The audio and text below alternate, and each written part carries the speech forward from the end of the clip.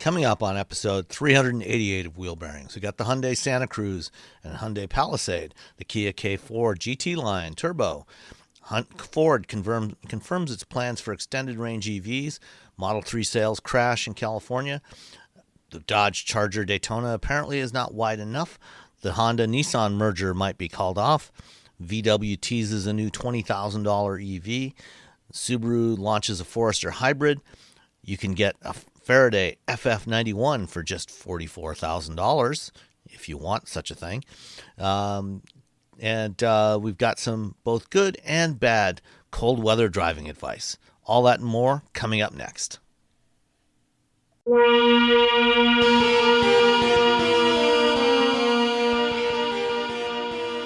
Let's go.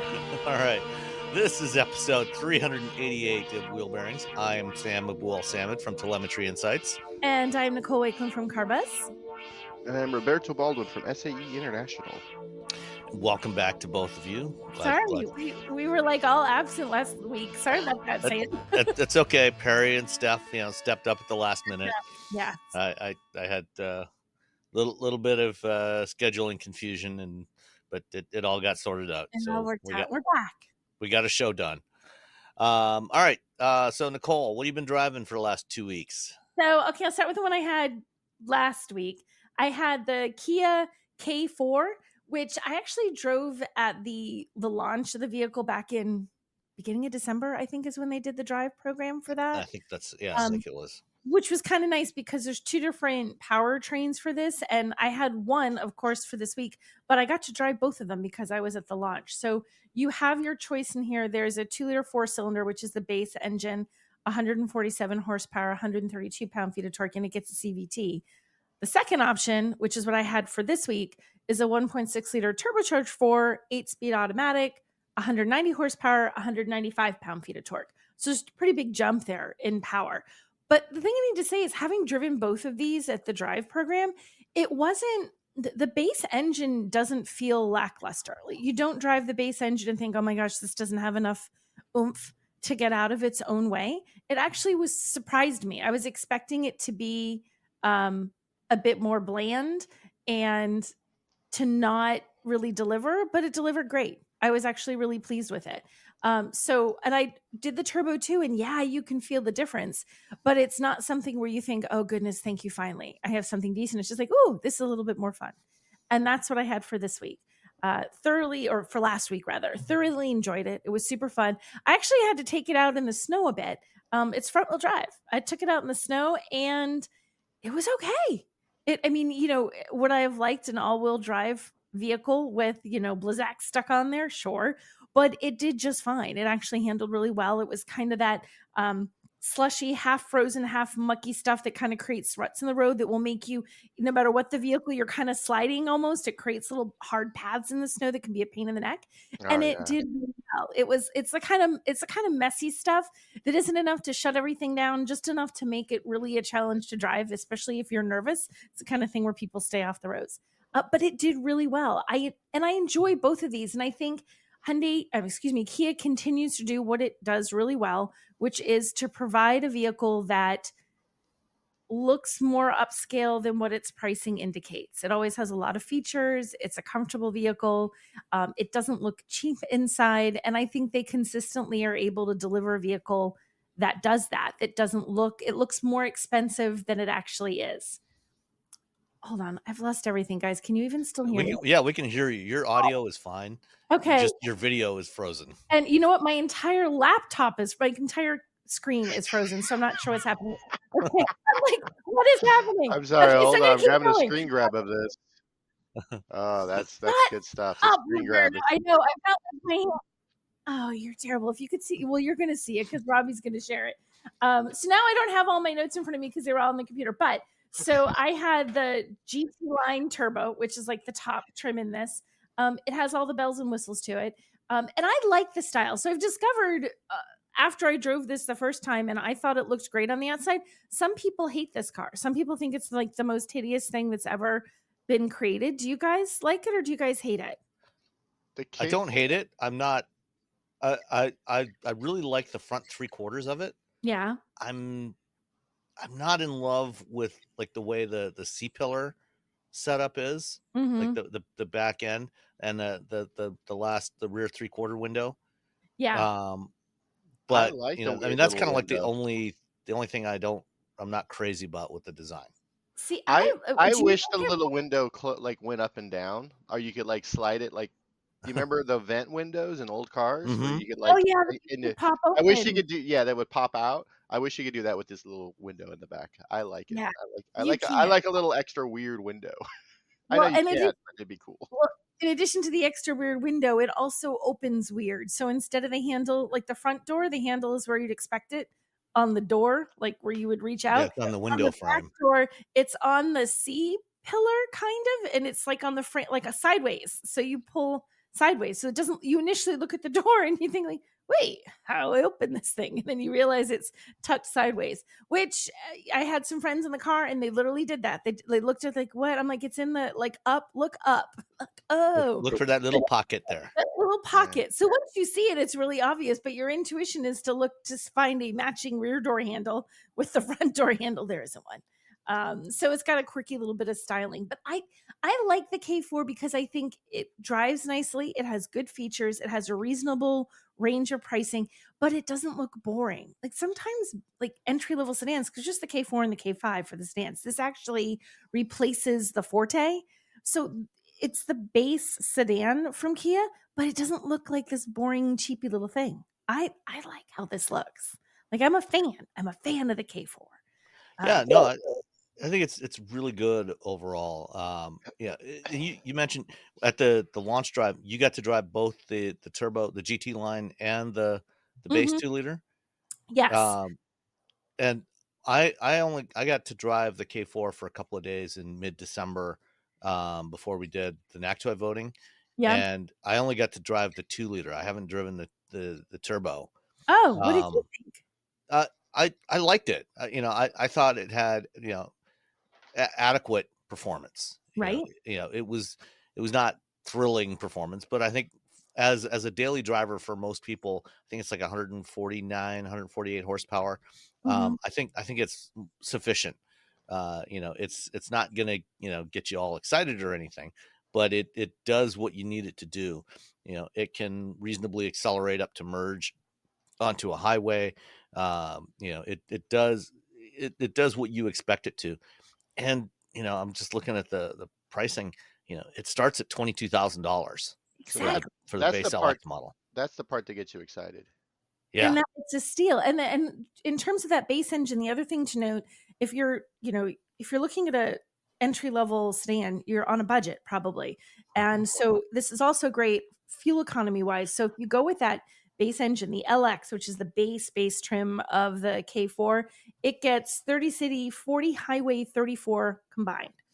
That's great. That's good fuel economy. You lose some of that once you go to the turbo. The turbo is 26, 36, 29. So there's a little chunk of a drop there. You do lose something by going with the turbo. So not only is that base trim affordable and the base engine is fine, it's nice to drive, you get really good fuel economy. So if you're a commuter and this is your commuter car that you're driving a long distance or you just drive a lot, it's going to save you some money in terms of fuel economy. But the version that I want is the K4 hatchback. Mm. Which they say Um, we're getting, right? Didn't yeah. they say we're gonna get it, but they didn't say when? Yes. So hopefully, that will come, sometime this year, probably as a 2026 model. So, middle of the year, I'm guessing, they'll probably launch that because you know, whatever issues I may have with the rear quarter of the K4 sedan, Yeah. that's fixed in the hatchback. I think that the hatchback is perfect. Yeah, I'm Yeah, I the have excited to no see hatchback issues is with dope. that one. that. Yeah. That looks like it's gonna be a fun It, little car. it's like a So little mini wagon, yep. and I am a big wagon fan. Yes, it's gonna make all the journalists happy. We'll see how much the general Right. public responds to the little hatchback. I So do you I guys oh, go ahead. What did you want to say, Robbie? Sorry, I cut you off. I want the hatchback. Okay, so price on the one that was parked in my driveway 2 weeks ago, the GT Line Turbo, was $30,290. Think that's the top trim. Like that's pretty cheap. what was the destination? Which would you like to go? The one on my Monroney or one on Kia's website? Which one do you guys want to guess at? Because they're not the same number, and I don't know why. Oh, I guess the Monroney. Okay, we're going by the Monroney number. Done. Okay. I'll go with 1295. Okay. 1195. Robbie wins. It's 1155. Ooh. Ooh. And he even wins if I use the website. He wins by more. It's 1175 if you use Kia's media site. Which of these numbers is accurate? Don't really know. I have two different numbers, but well, presumably, typically, whatever's on the Monroney is what they have to go by when they sell it. That's what I'm thinking. Unless somehow this was printed.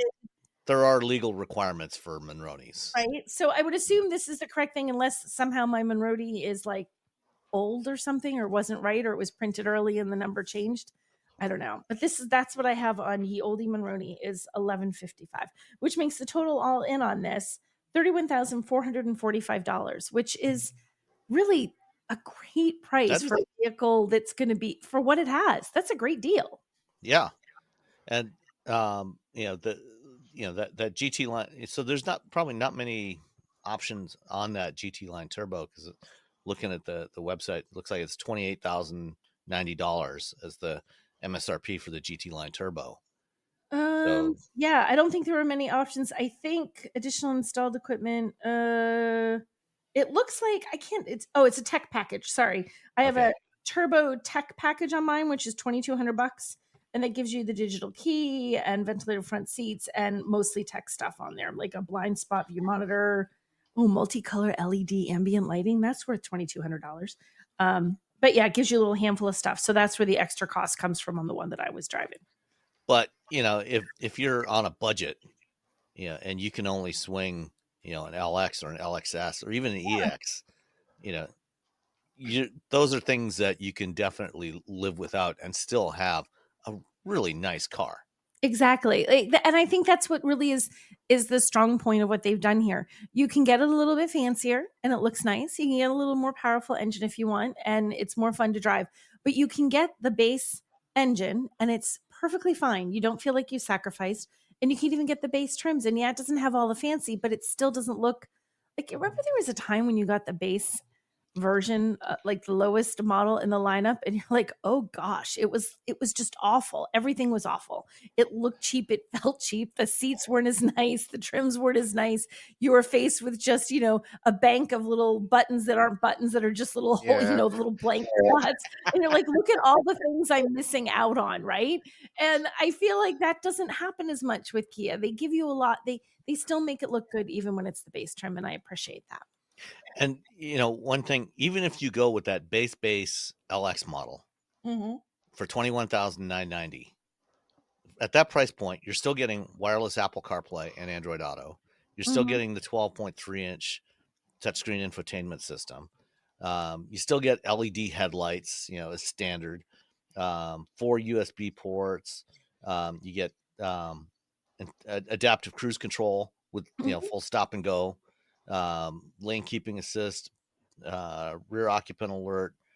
Yeah, you're getting a lot for that $22,000, which it's a big deal. And having that screen, like when you mentioned that 12.3-inch touchscreen, that so often is where they cheap out, right? You get this beautiful display when you get out of the base trim. You get to the base trim, it's like, here's your 2-inch by 3-inch infotainment screen. And when you get these like tiny screens, they look really cheap. That immediately makes your car either feel cheap or feel like you're driving something that's just old, because that's more the size they were doing on high trims once upon a time. They don't do that. You get this nice big screen, it. Well, and what I wanted to mention was when I got a chance to drive the new Nissan Kicks a few weeks back. They did a local drive program here.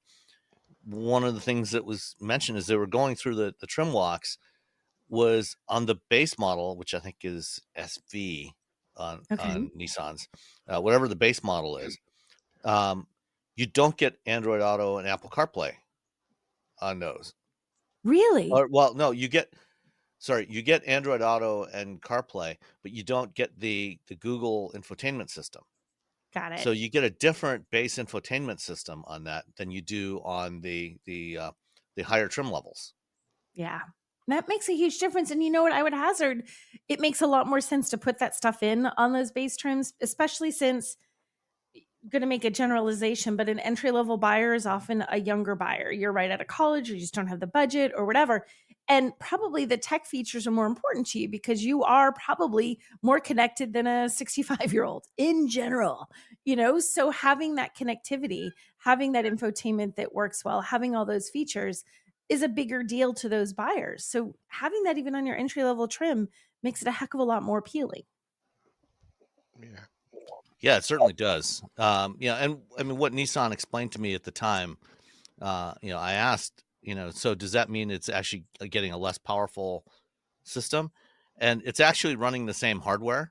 So it could run the Android system, but I guess, there's a licensing fee they have to pay to Google to use those apps, to use those services. And so even though it's running the same hardware, they opted to leave that off on the cheap version. Yeah. See, he doesn't like So it. you end up with an infotainment system that is older. Mhm. Womp womp. Yeah. Womp womp. So yeah, so that is the Kia K4, which I had last week. The other vehicle I had, still in the Hyundai Motor Group, I had the Hyundai Palisade this week, and it's currently parked in my driveway, covered under roughly 9 inches of snow that fell last night. It's like the world is all white right now. So the similarity between the two, again, they're part of Hyundai Motor Group, right? So Hyundai does the same kind of thing where their content is really heavy, even in the bottom of their lineup. But what I had was the absolute tippy toppy fanciest version of the Hyundai Palisade that you can get for the 2025 model year, which is the Palisade Calligraphy Night Edition, which I feel like should have Batman logos on it, but it doesn't. Like, it makes me think of Batman. Right? Night edition, like, ooh, that Dark Knight, that should be Batman. Nope, it's not, which was my biggest disappointment with this car. But it comes in at $54,400. Since we're doing price, you guys want to guess at the destination on this one? $1,175. $1,395. Robbie wins again. It's $1,475. Yeah. Yeah, so there you Killing go. it. So you're killing it, Robbie. So $54,400 is the price on this one. That, like I said, is the most expensive, the highest trim that you can get, and it's gorgeous inside. It's standard all-wheel drive, but the rest of the lineup is available with front-wheel drive or all-wheel drive. But on the night edition, it's all-wheel drive or nothing. So starting price on this, and again, because this is important to point out, because this is more affordable than you think for a vehicle that can carry up to 8 people, it's $37,100 for the base trim of the Palisade with front-wheel drive. In all-wheel drive, it's $39,100. That's still a pretty good price for a vehicle that can seat 8 people. That's a deal. And it looks good in any trim. In this trim, though, it's absolutely gorgeous. So the black edition, no surprise, gets black, like, Like everything. like It's all everything's black. it's actually all in blue. Yeah, it's actually it's white. Crazy weird. So like the badging on the outside and the wheels are beautiful. So it gets all this extra sort of moody treatment, which is kind of nice. Inside, it's gorgeous. It's a really pretty car. In fact, we went out. It was out to dinner last night in the snow, and it was sort of uniformly everyone was like, "Oh my gosh, this is beautiful. What's this one?" So that's always nice and then when you say Hyundai, it's always kind of fun when people do that, like, "Oh, this is Hyundai, really?" Because there's still that stigma, like Hyundai and Kia still have not gotten out of a lot of people thinking like, you're making a big sacrifice. And it's like, no, you're not making a big sacrifice. If you go with, especially in the higher trims, these are some stunning vehicles. So the Hyundai Palisade Night Edition is gorgeous. I had it with 7 passengers because it had captain's chairs for the second row. So really, it's 6 passengers because you're not really going to put 3 people in that third row. I mean, you could for like really a short skinny. trip, just running out to dinner. Just like to dinner, Not you could, Not, yeah. not like a Vegas road trip or wherever you guys go, Atlantic City, I guess. Do I go to Atlantic? What makes you think I go to Atlantic City? I don't know. Whenever people go to like, debauchery places, what's a debauchery place for y'all? I think we still go to Vegas. I've never been to Atlantic City in my life. I don't know. There are people who would argue that like New York is pretty debauched. I guess Maybe Boston. New Well, York. I mean, I- they're not, Boston. they're not like, New Hampshire, but debauched. I know. I live where the debauchery is. No.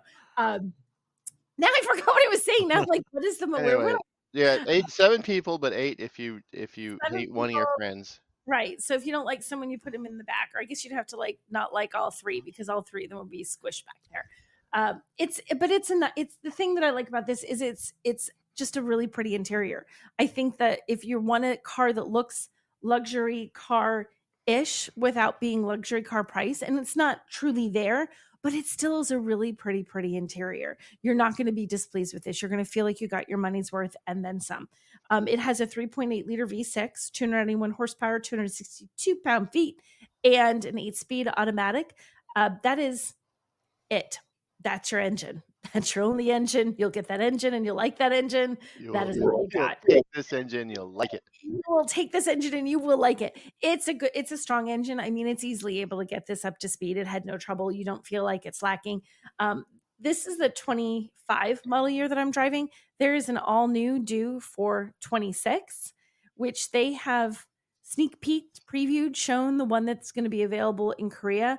We won't get exactly the same thing. So it's not like what we saw in Korea is what we're going to get, but it kind of hints at what we the could design will probably be the same. The design will be the same, but they have a 9-seat version in Korea. I don't think the 9-seat the bench seat.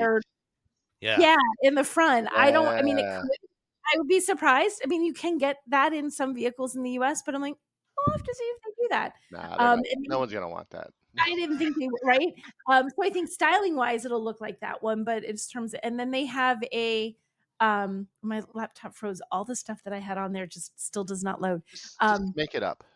It has other engines, so it has, because this doesn't have a hybrid option, but I think it gets like it gets different engine options that I think hopefully will give you some. They probably get the 2.5 turbo. It was a turbo. I'm so sorry, guys. Honest to God, my entire screen froze, and now I have lost everything that I had loaded before the show. So you get so it looks so for 26. I mean, you can still get the 25. Don't let that dissuade you from getting this one, but like it's due for an all new and it's coming. So you're going to get a newer, better, fancier Hyundai Palisade probably available by the end of this year. I mean, they always come out before the model year actually matches up with the calendar year. But this one is really nice. And I still think you're getting a lot of value. It was interesting. I had to write a story about, they're like, well, what do you want to see them change? And it was kind of interesting to write it and think like, well, there's nothing I really hate about this vehicle. Like sometimes there's something that I think, oh God, just change this. But this is so solid overall. There's not a lot that I would change. I would love to see a hybrid engine option for this. I think that would be really nice. And I think it would be kind of cool if they came up with something that was truly more of an off-road trim. Like they have the XRT, but it's more like a lightly off-road trim. It's not really It'll go great on dirt roads. It does great. Which we saw a couple of years ago. We did. We drove all around in Asheville. Remember that they had us on the Billboard stage. Remember we went by the house with the dog. That was nice. With the dog. Yeah. The dog's like, row, row, row, row, row. We're like, sorry, dude. We're on your turf. All 12 of us. It was a dirt road in the I mean, it was just a road that just happened to be dirt. It was a very weird drive program. But if you drove after, I took the car afterwards. It was crazy raining. It was bonkers raining. Oh, was it? Yeah, and I went to go do video, and it was fine. It was solid. I mean, it was like nothing, and then like 2 inches of rain on the road, and it was just like it kept trucking? It kept on trucking. So I mean, but I would love it. It'd be cool if they did, because all of them are doing an off-road trim in their lineups that are getting more and more truly off-road. Nothing's gonna do like a Bronco or a Wrangler, but trims that you could like, oh, there's some skid plates on the bottom, and they've increased the clearance and done different things. So I think that would be the thing. I'd like to see a new engine in an off-road trim would be cool. But otherwise, I really like this. And I took this out. The snow that we have today, it was snowing last night already when I was out driving around. And it was great in the snow. My brother-in-law has a driveway that I don't know any human in their right mind would buy a house with a driveway that goes straight down in New Hampshire, because as soon as it's snowy, then you're stuck at the bottom of your driveway. And it had started to snow, and there was still little patches of ice from the last snowstorm. And I drove out at the bottom, and I looked up, I thought, is this going to be a challenge? Nope, zoop, right up. No problem at all. Nice. So that was the testament. No problem at all. Nice. So that was the testament. It made it up John's driveway. Woohoo! And it's rolling on all seasons, I'm assuming. I believe it's all seasons. Yeah. On the Calligraphy Net edition, probably. Yeah. Probably, yeah. And they don't generally put. I mean, sometimes we'll get a car where they'll swap it out for winters, but not usually. Not the rule. So I'm assuming it's all season. So it did great. I mean, and it handled well in the snow. It was only light snow at this point. It was nothing really horrible, but that little skim coat of snow and ice on the roads, and it was just fine. And it's nice and quiet. It's easy to carry on a conversation, which I think is something you can't underestimate in a car that has 2 or 3 rows in an SUV, because sometimes even the second row, if it's done poorly, the road noise and the wind noise make you feel like you're kind of yelling at your second row passengers to be heard. I mean, that didn't happen. You can just easily have a conversation at normal volumes. So I enjoyed this. I like the Palisade. I think it's a solid option. Cool. Excellent. Oh, I don't have a car, but I want to talk about tires real quick. Okay. So talk about tires. So I have a BRZ, which rear wheel drive, and you both. Sam's talked about putting Blizzaks on it on one of his daughter's BRZs, I believe. It was at 86, but yeah, same thing. Yeah, same thing. And so I have the Bridgestone Potenza all seasons on mine, and it rains. It's been California now gets like either no rain or a lot of rain in a day. And so our roads get a year's worth of rain in a day and a half. Yeah, and then like a day and a half, and so the roads will get like really slick and really like flooded. We get a lot of issues with flooding, and let me tell you, these Potenza all seasons, they are dope for that, because you're driving next to people, and the biggest concern when I'm driving is that folks, because we don't get a lot of rain, they're still rolling on their like all seasons or summer tires that are just sort of wore down because and so you'll be driving next to a brodozer, one of those big trucks with the tiny wheels for reasons that I still don't understand why people do that. And you can tell that they're so that's the most terrifying part about driving in the rain is driving next to one of those. You're like, oh gosh, they're gonna go around this right, and they're gonna slide right into me. But it just goes. I think we've all talked about it, but like good tires make a huge difference. And these are performance tires, but they are also all seasons, and they've been doing really really good in the rain. So there. I didn't have a car, but I've been fine. I finally you have tires. I've finally been able to like actually test these tires and for real rain with floods and hydroplaning and whatnot, and they've been doing great. My daughter is still swearing by the Blizzaks we stuck on her little Kia. I was out seeing her last weekend and it was snowing again, and she's like, "Mom, these are just amazing. I'm so excited about these tires. They're amazing." And I'm like, I'm the true convert. She's all about the winter tires now. I put up a video this week on SAE's YouTube channel about talking to Bridgestone about Blizzaks. I went last year to their winter thing, their winter driving school, and they gave me all the skinny, and it's really impressive what they can do. And there's a little bit of footage of me driving in the video, but I couldn't use a lot because I don't know what happened to the audio, but it sounds like the microphone was in a box underneath the dash. So it's just like, so I had to fix the audio. I sounded a little bit like Bane, like, "Are you going to ride, Batman?" Stuff like that. That's 2 Batman references this episode. 2 Batman, double Batman. And so the part where I'm driving, I now sound like a robot. Which is just always fun because when you shoot video on your own, there's the anxiety that like, well, what if it goes out of focus? And at one point it does go out of focus a little bit while I'm doing my interview with the Bridgestone rep, because cameras are weird and they just do whatever they want, and you're out in the middle of nowhere and no one's there like checking it while you're doing it, so you're just hoping for the best. But yeah, the if you want, just skip to the part of the video where I sound like a robot. Well, do me a favor, drop that link in the in the rundown, and I'll put it in the show notes. Cool. Yeah, I mean, the most important thing to remember about vehicles is no matter what you have under the hood, it ultimately, your performance all comes down to those 4 little patches of rubber that are in contact with the road. Hopefully in contact with the road, unless you're hydroplaning, in which case then you're really in trouble. But it all comes down to 4 little patches of rubber about the size of the palm of your hand. And if you have 50 horsepower or 1500 horsepower, still comes down to those 4 patches of rubber. And if those can get good contact with the road, you're good. If they don't, you're going to be in trouble. I had said the first time I ever did a tire thing, the guy was trying to demonstrate how small that little contact patch is. And he did which you guys have probably seen, 8.5 by 11 piece of paper, and you fold it in half and then fold it half again. And you have this tiny little rectangle. He's like, that's how much of each of your tires roughly is touching the pavement at any one moment. This in 4 spots. It's this much. It's not a lot. So you think the tire is huge, but that's how much of it is. And I remember showing that to my kids at one point, and they're like, oh, like a light bulb, like, I get it. Because then you see that's not a lot. Like it's such a that if your tires aren't right for the conditions and if they're worn out, you're gonna know it. You're gonna know it in a very hard way. Yeah, it's sort of difficult to explain to folks that so much of how their vehicle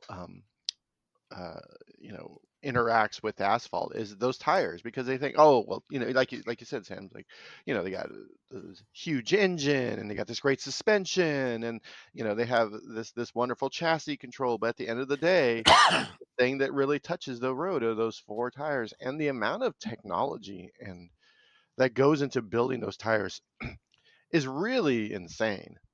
Like just trying to figure out how to create compounds for these tires, because every tire, they're all different. They all have different compounds. They all have to be able to react in a way that is consistent with the environment that they're built for.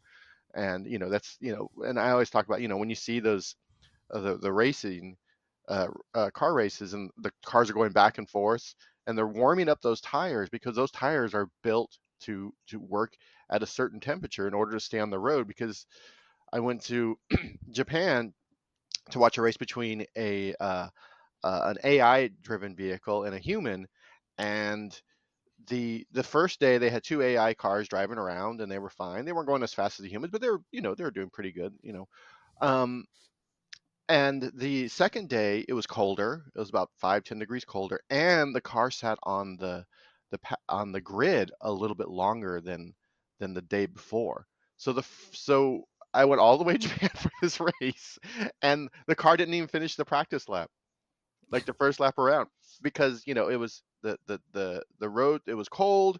The tire sort of gave out. Like it blew. Something happened, and that was it. That's the whole race. It was over, and it was just like, oh.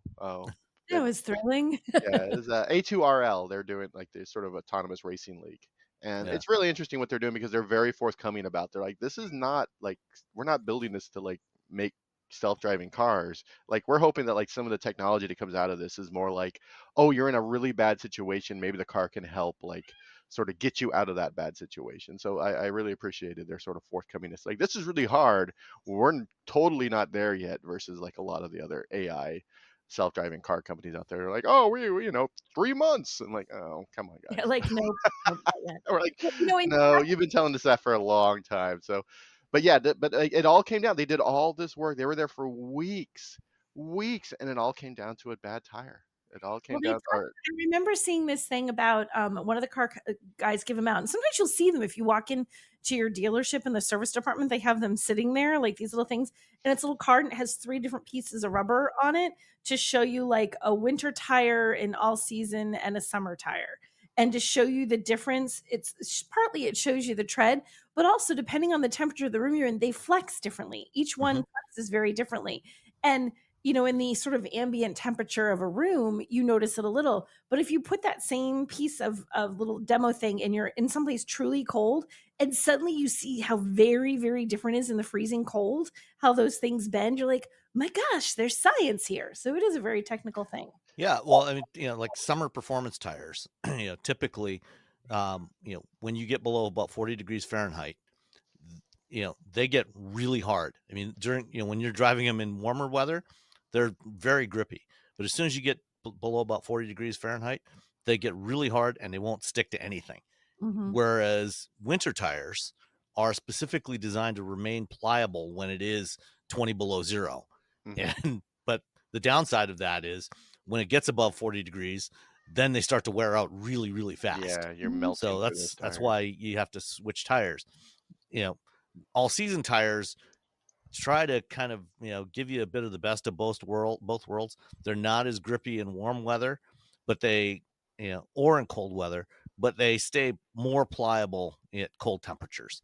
So it's a compromise. It's better than nothing, but ideally using if you live somewhere where there's consistent winter weather for any length of time, you're better off to put on proper winter tires. Yeah, definitely. And it's that summer tire, and even some of the all seasons is whenever you see those videos of people being like complete idiots at the end of a Cars and Coffee.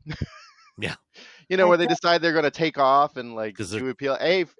Most of those people don't really drive as much as they think they do. They're not very good drivers, to be honest. They have a very powerful car.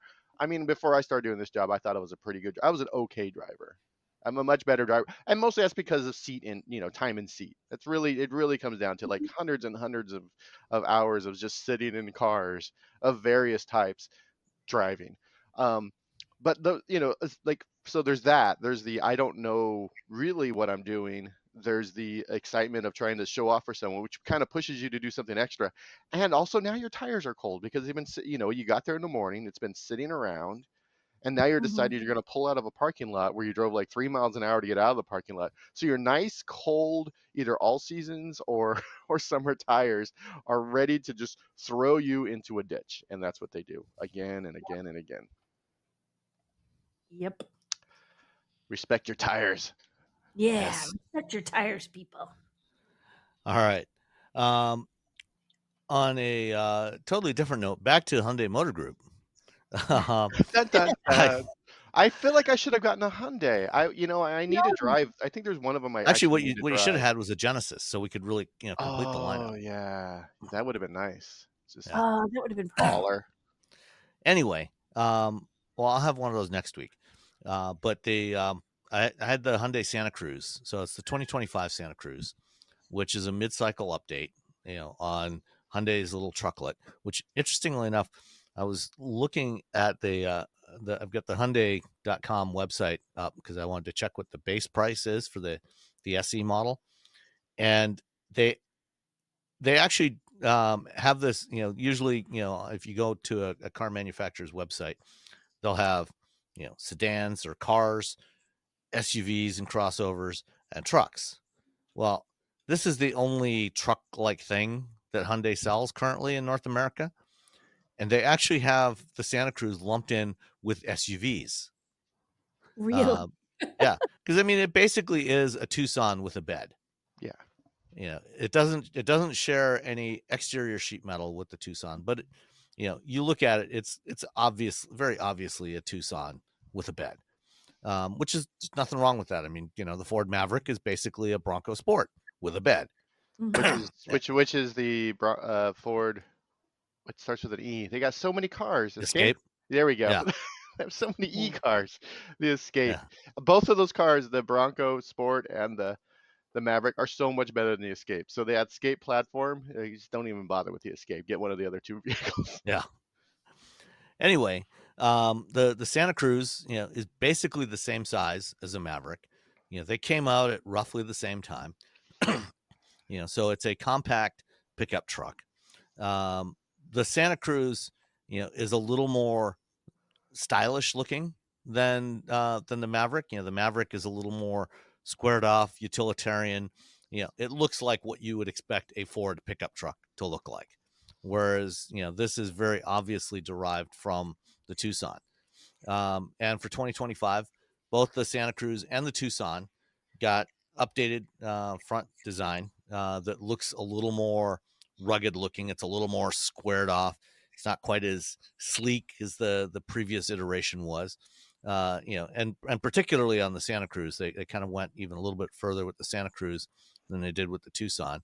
So it looks a little more truckish, and I think that's probably in part to try to compete better with the Maverick, because the Maverick has outsold the Tucson by, I think, about 2.5 to 1 roughly, since they came out a couple of years ago.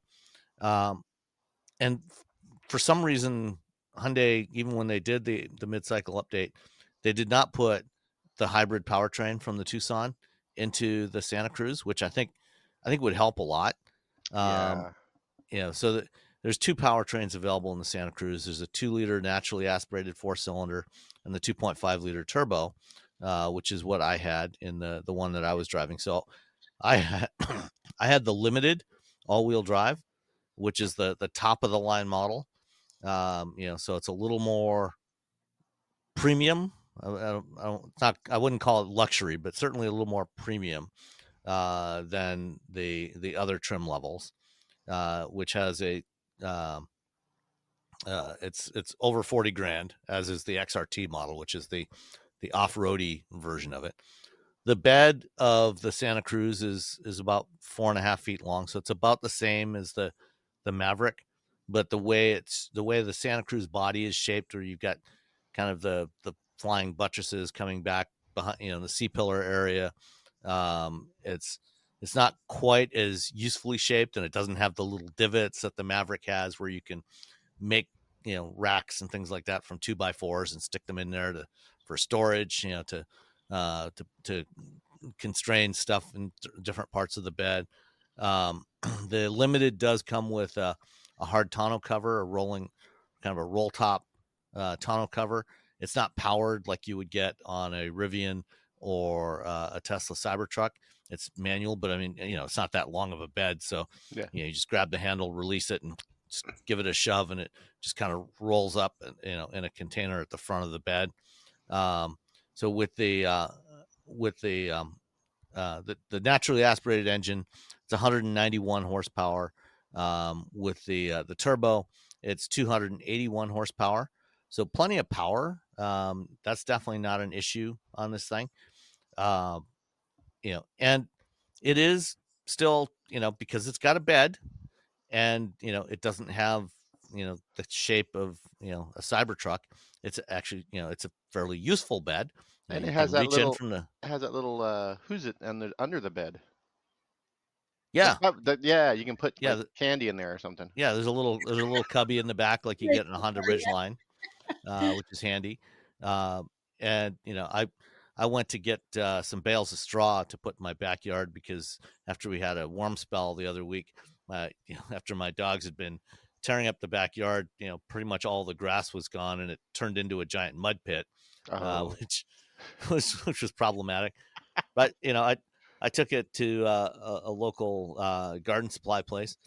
Got 3 bales of straw fit in the back of this thing. I could have put 4 if I wanted to, if I had them all standing up. Yeah. I had 1 laying down on its side and 2 standing up, and it was fine. I mean, I didn't haul any mulch this week, but the straw was kind of my mulch substitute for this week. So 3 bales of straw, 4 bales of straw, not a problem at all in the back of this thing. It's got plenty of payload. It's it's very useful. And the other big change for the 25 model year was in the interior. When it first came out, again, because this is based on Santa Cruz, it has the same dashboard as the Santa Cruz. And when the Tucson, yes, getting them backwards here, has the same dashboard as the Tucson, which when these came out, Hyundai went with this kind of sloping center stack design. It was all capacitive touch interfaces. There was no buttons on it, which was really the biggest drawback to the current generation Tucson and the original Santa Cruz when they came out. It was just not very useful to use that way. And so they ditched that design, went back to a design with lots of physical controls, which actually, works really well. Mm-hmm. It's a nice design, very functional. You got manual vent controls, you got knobs for temperature controls. You get, in the limited, you've got dual zone climate control. There's a row of buttons and knobs for fan speed and volume control, and various other climate controls. You can do all that without really looking at it.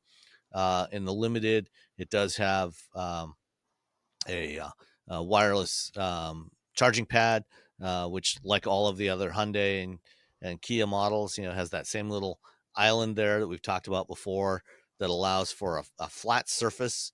When the back of your phone isn't flat, if it's got a camera bar like my Pixel, or an island like iPhones and a lot of other phones have, it still allows it to sit flat and get more surface area on there. So when you're driving around, it actually doesn't, the phone doesn't tend to slide around very much. It tends to hold it better in place. And also when it's on there, it actually keeps charging fairly consistently, which the car that's in my driveway right now, which I'll talk about next week, a Toyota, like most Toyotas, the wireless charging pad, even though the Crown Signia that I'm driving actually has like a slot where the phone goes into, and it holds it in place so it doesn't slide around, it never consistently charges. Ugh. It'll charge for a few minutes and stop and start and And stop. it keeps telling you. That's the worst part. Like, Yeah. charging and stopping, I'm like, all right, fine. But the fact that it just keeps notifying me the entire time. On, off, on, off, on, off. Yeah, it's Like, I love very it. annoying.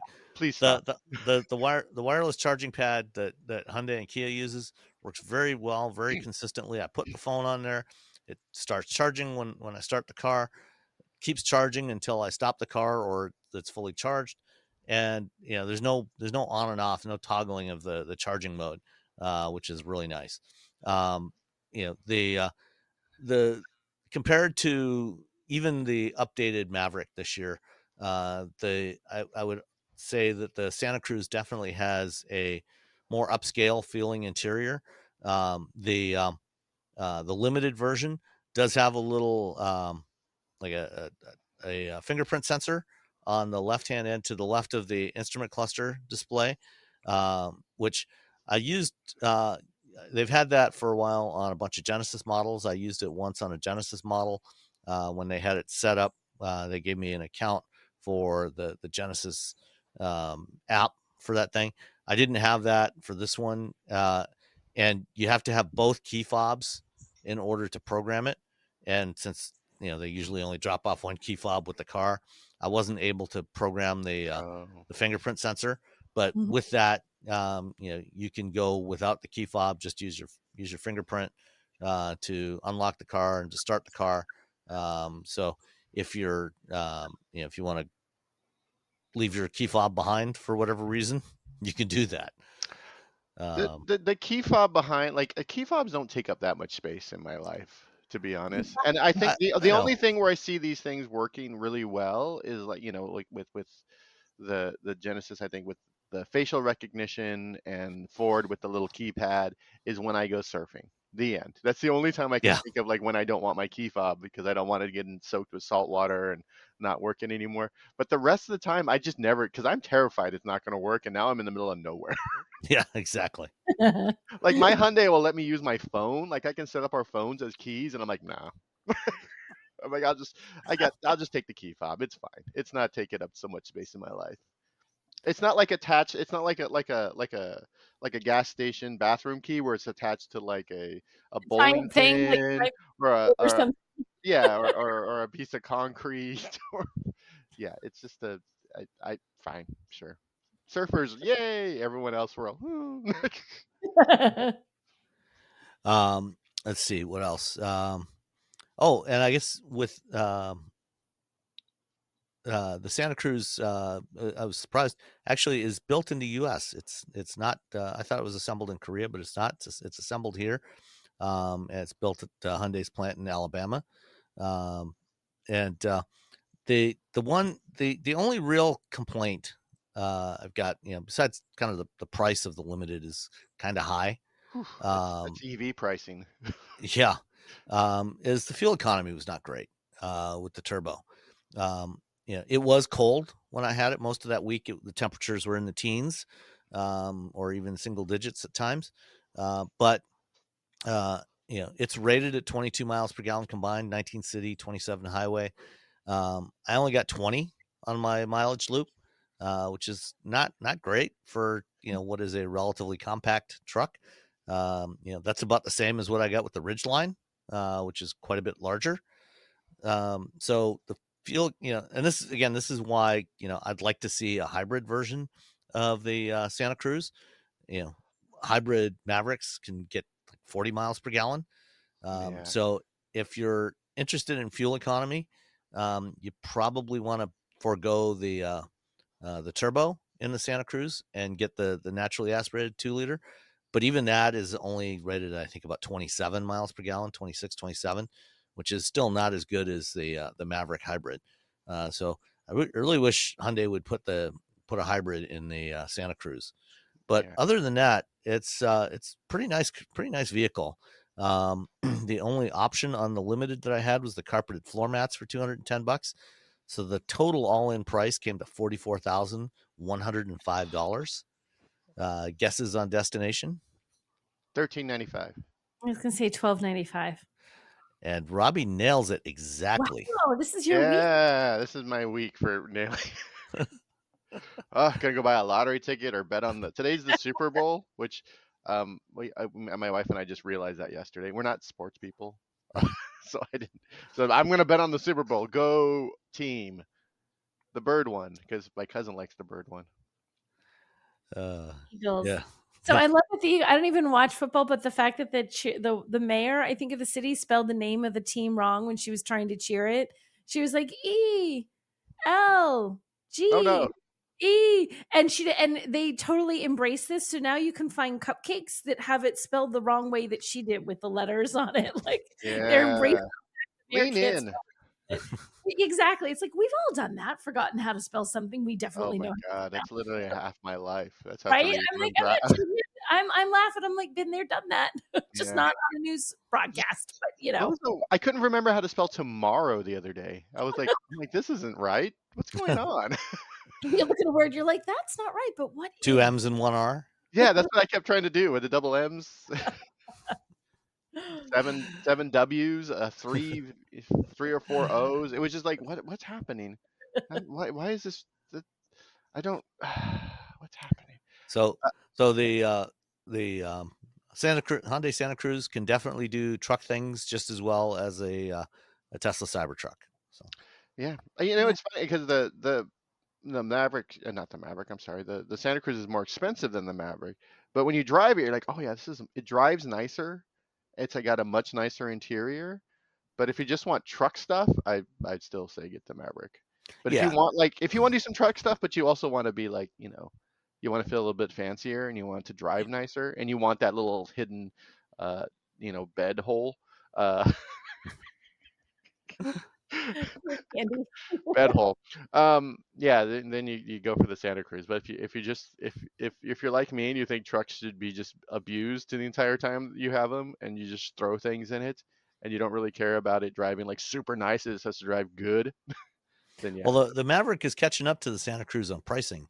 I was just 25 checking. Maverick XL, is like 26.3 or something like that. So it's getting to within $2,000 of the base price of a Santa Cruz now. And that's not great. Yeah. Because now you're like, oh well, why would I get this when I can get the much nicer Hyundai?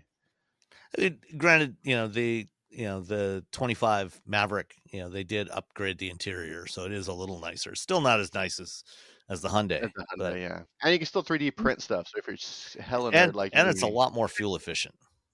You get the hybrid, you get the 40 miles per gallon. So in the long run. You can get the hybrid with all-wheel drive now.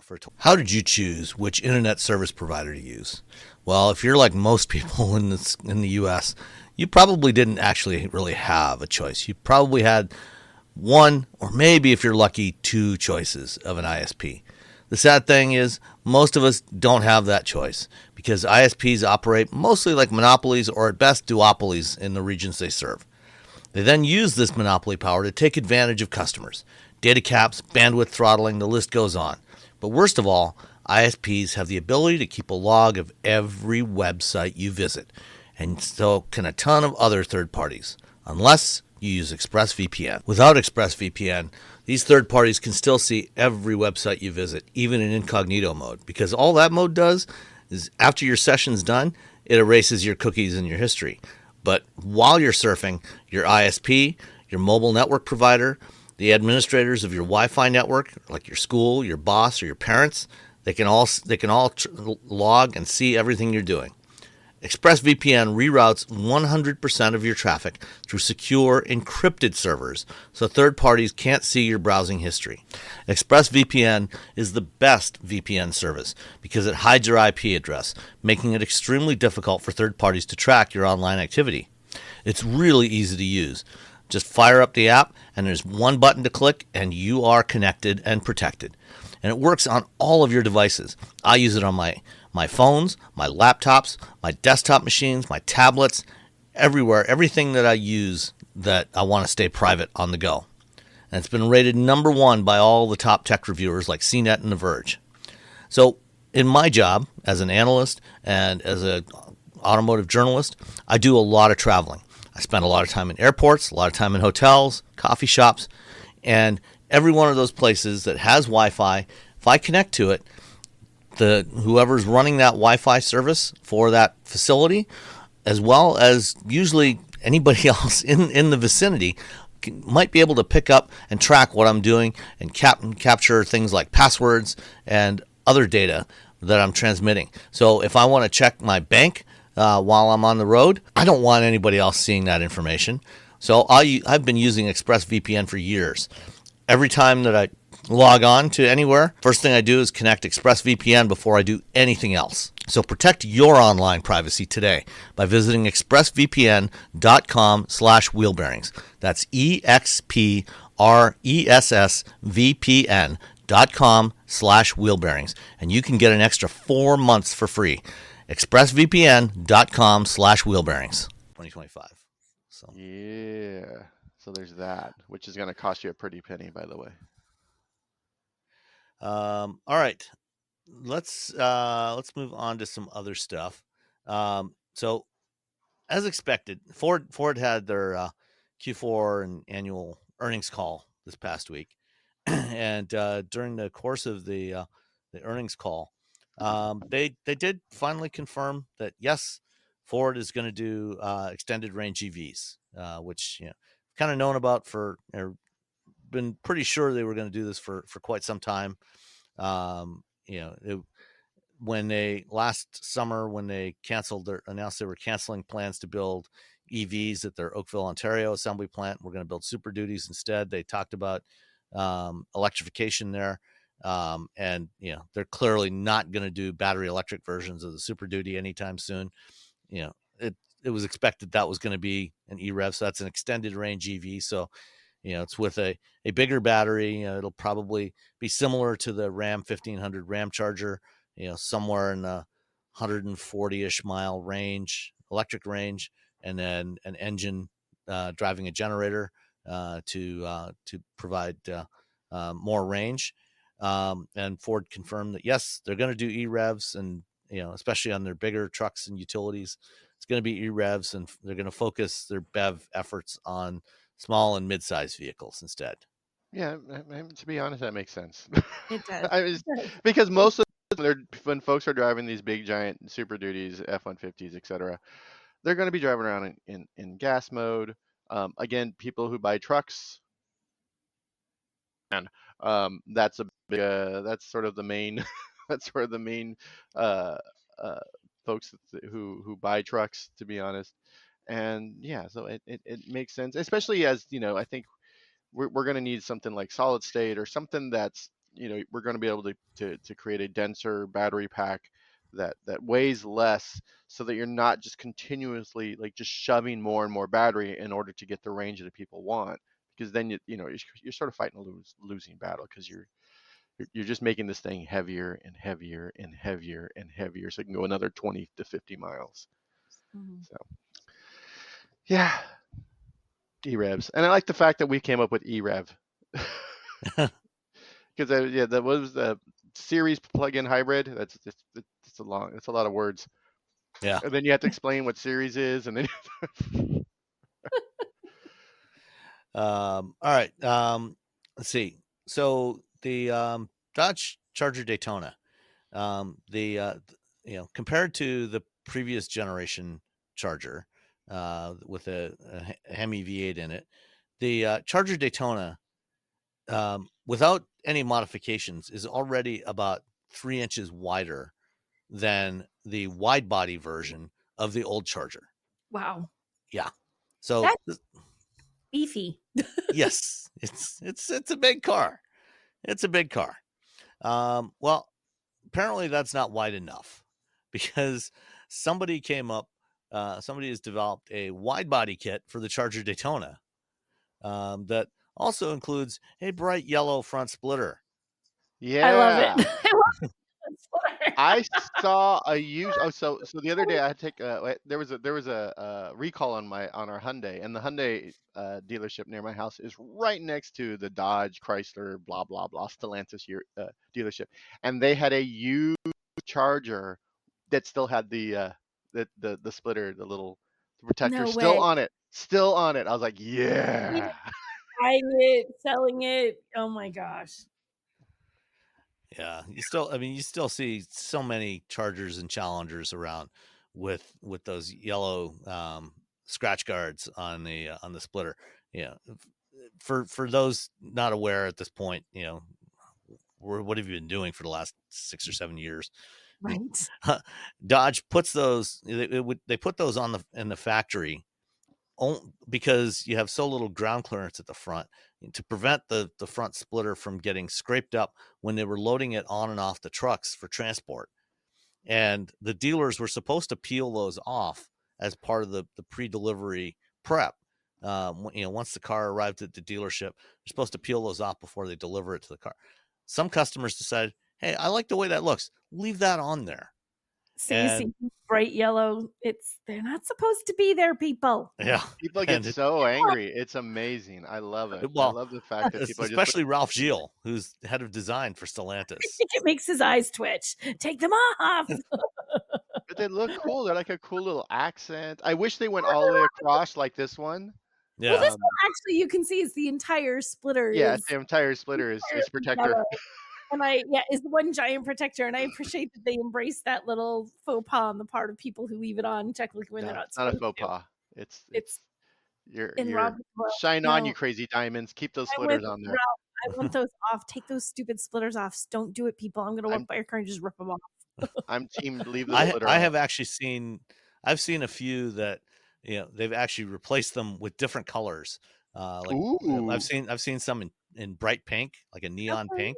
So we're getting fancy then. I think I approve of that more than leaving the yellow on, because then it feels, because you don't know when you see it on there. If it's pink, someone made a conscious decision. You like it, you don't like it, that's fine. But if it's yellow, you think, did you know that was supposed to come off? Did you leave that on there by accident? It's like when your grandma would get a couch and then they would put the plastic covering on the couch. Yeah.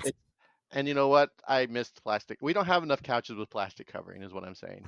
So keep it we'll going. Buy you a plastic couch cover, Robbie, so you can have that in your house. You have a Charger or a Challenger with a splitter, please email us and make sure that we'll be sure to share it directly with Nicole.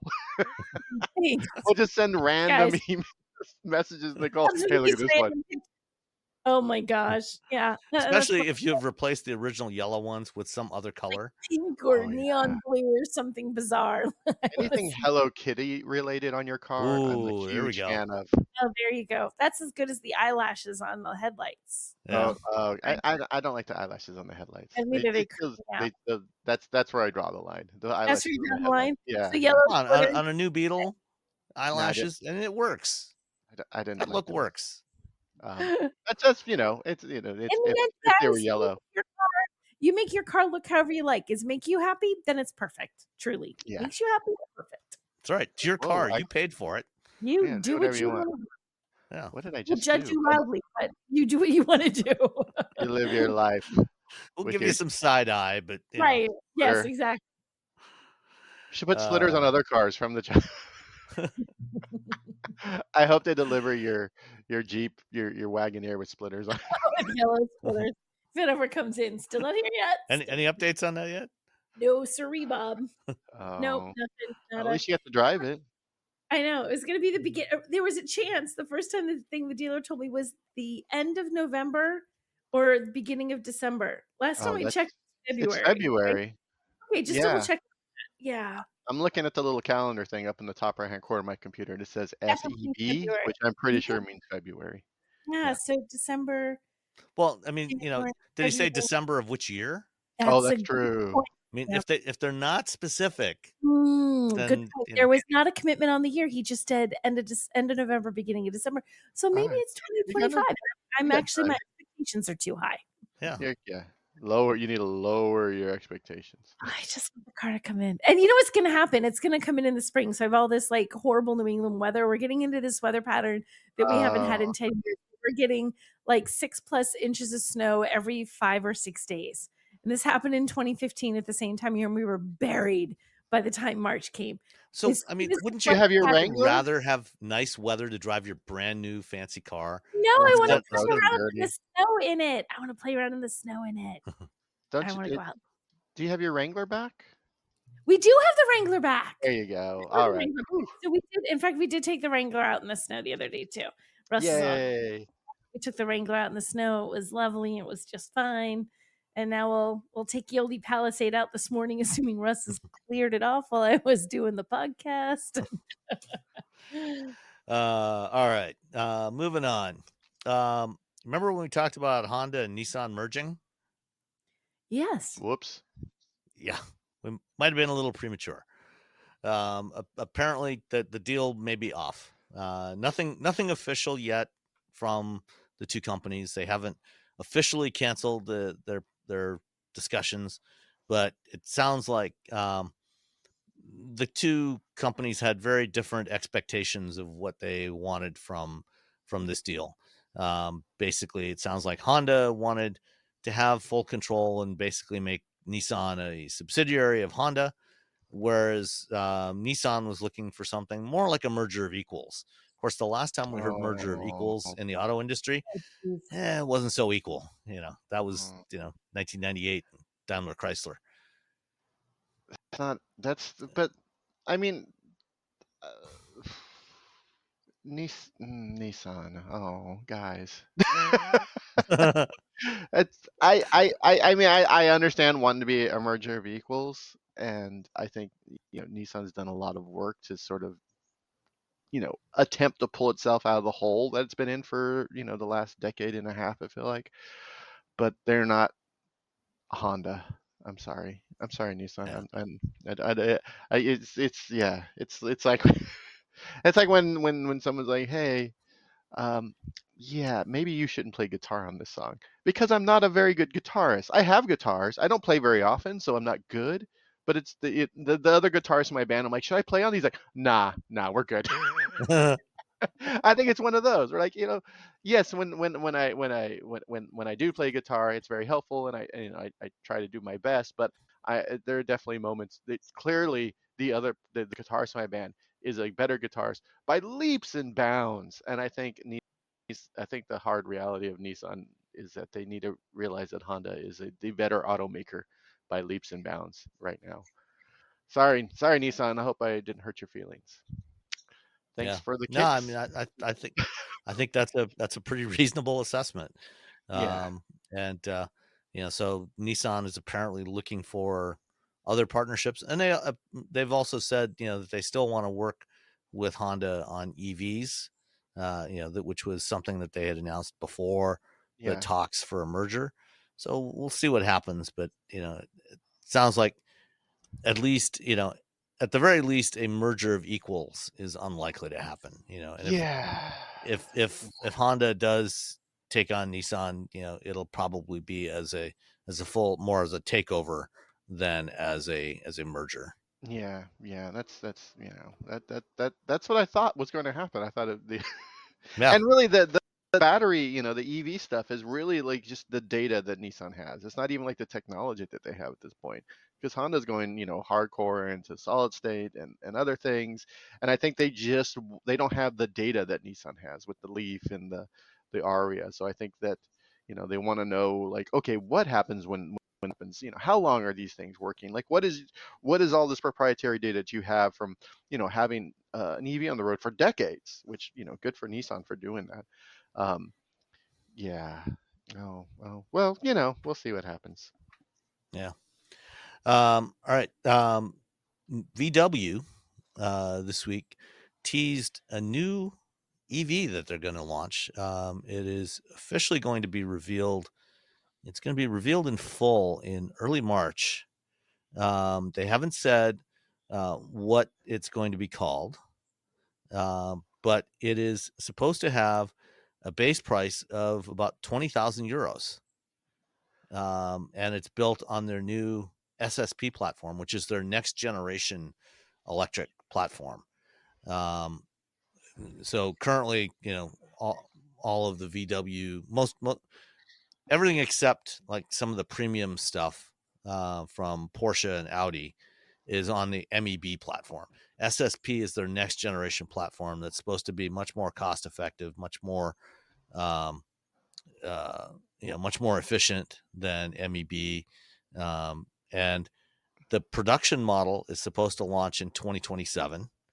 They said with a base price of 20,000 euros, about $21,000 current exchange rates. No indication of whether. My guess is we will probably not see this in the U.S. anytime soon.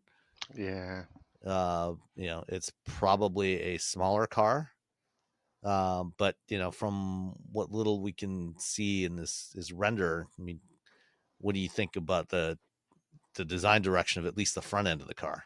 I like it. I think Volkswagen needs something. I think they need something exciting. They have the ID Buzz, which, it's been out in Europe forever, so that's sort of any sort of excitement that they have around that vehicle has sort of died down a bit. It's here in the United States. I'm seeing some on the road. I'm seeing some out in the wild, which is, good for them. But they need, and someone needs to put an entry level EV out there, and I think this is, if they can make, do this and do this in a way that's profitable for them, that's good. And also just to get people excited about Volkswagen. I don't think people are really that excited about the brand, and haven't been for the last few years. So this will looks cool. I liked the ID, what was it, home drive? I don't know, the city that they showed off a few years ago in Germany, Mm-hmm. and which of course was never going to come to the United States. And I don't know if I'm curious about the small car market in the United States, because I think more and more people are sort of getting excited about like K cars, from importing them from Japan, and people are. So I'm curious if there's going to be a point where there is a big enough market, at least 40,000 units for a small vehicle to come over here. That's not the Mini Cooper or the Mini EV, or I think that those cars do pretty well. But they've gotten bigger and bigger and bigger over the years, and the best-selling one, of course, is the biggest one. So it'll be interesting to see, if Americans at some point in the next couple of years start thinking about getting smaller vehicles. I think one thing that's going to be interesting about this is whether they, I'm guessing that the SSP platform is going to incorporate the EE architecture, the electronic architecture from the Rivian joint venture, as well as the software platform. Yeah. Because 2027 timeline, for launching this, that that's consistent with what they've talked about with that event, with that program. So if they do that, that's one of the ways that that would potentially significantly bring down their costs. Yeah, because they've had I don't think think the automakers didn't realize just how hard software is, and it's and we can talk about how Rivian and Tesla, they're like, oh, they're so smart because they built a software defined vehicle. I'm like, yeah, they didn't have a choice. Plus, they didn't have a legacy of like hundreds of years and dozens of vehicles on the road that they still had to take care of, and like oh, we're gonna do this whole other thing. Um, that doesn't really compute for automakers, because you're always trying to pull things from other vehicles, either platforms or software or parts, in order to make money. Um, and these companies have to have been making money for a long time, versus profit is a pretty new thing for Tesla, and it's Rivian, well. So yeah, they may be profitable someday.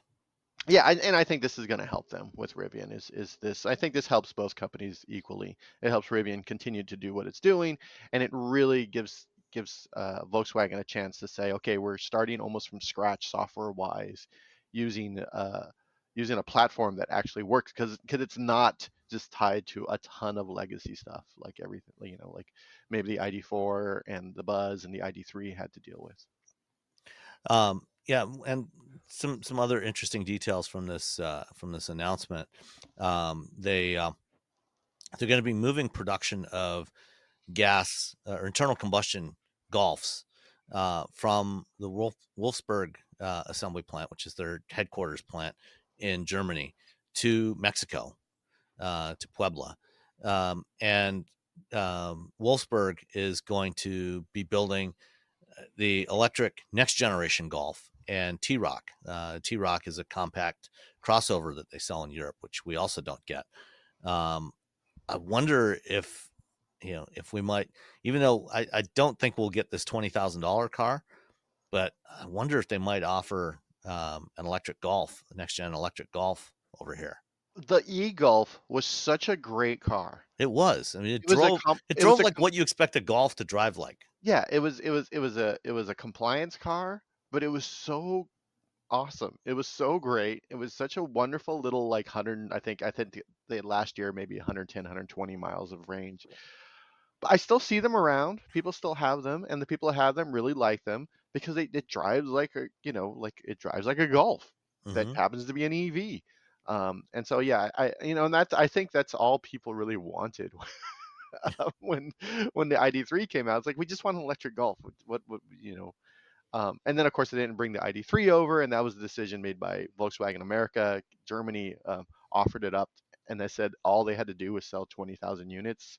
And Volkswagen America was like, no, we really want to make a big splash with the ID4 because the US market really loves its crossovers and small SUVs, which business-wise, you're like, oh, okay, I kind of get it, but also it would have been nice to get the ID3, a nice, convertible, not convertible, hatchback. But it's I don't know if it would have sold very well, to be honest. Especially when they first put it in the market and they were like, yeah, the software doesn't really work, but we'll fix it later. Here you go. Here's your car. Yeah. We'll fix it in post. We'll fix it in post. So supposedly VW is saying that by 2027, they will have 9 new models for less than 25,000 euros, including the production version of the ID2, which they showed. They showed the ID2 as a concept in 2023 at IAA in Munich, and so there's a production version of that, which we probably also won't get, but it would be nice if we did. Yeah. I mean, yeah, we're not. There's a lot of these sort of, because again, an automaker is going to have to take a huge gamble to bring a small car to the United States. I think there are people who want them, but people wanting a small car and being able to afford, or because I think that the problem with the Fiat 500e is that it's $35,000. There's your problem. But when you make them like the leases like super cheap, then you see them all over the place. Suddenly they're everywhere. So I think people, they like the idea of a small car, especially when more and more people living in cities that have to park in crazy places. But desire doesn't mean doesn't equal buying. Yeah. All right. Let's see. Next up on my list. So have you ever dreamt of owning a Faraday FF91? No, I don't think. To be honest, I don't think most people. Well, what about if you could get it for only $44,000 instead of $300,000?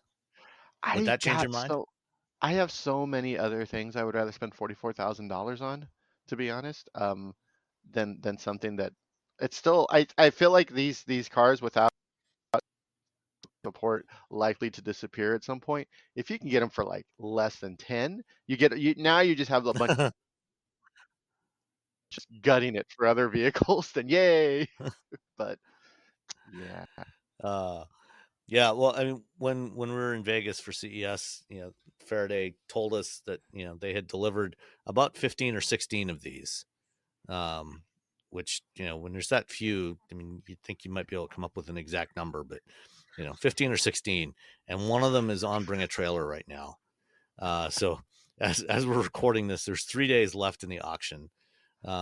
When I first saw this a couple of days ago, the price was only, or actually when Inside EVs first wrote about it, I think they showed the price as the current, it was about $30,000 at that point.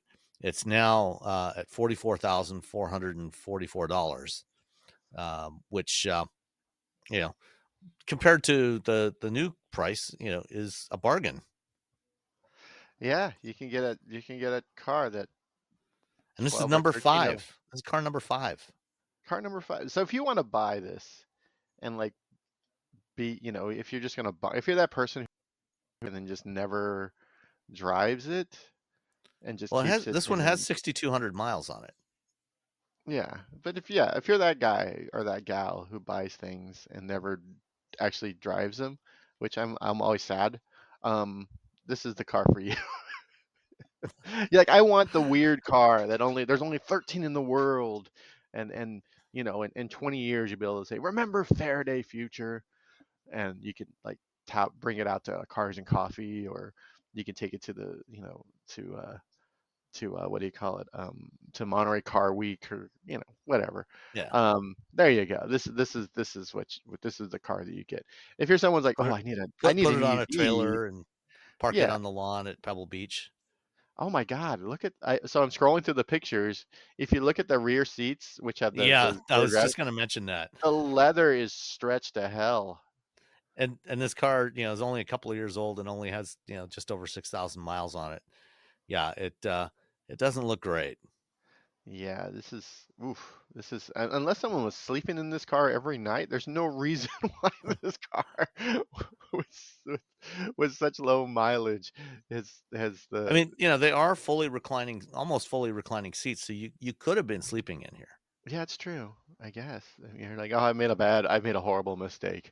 I spent $300,000 on this car instead of literally anything else.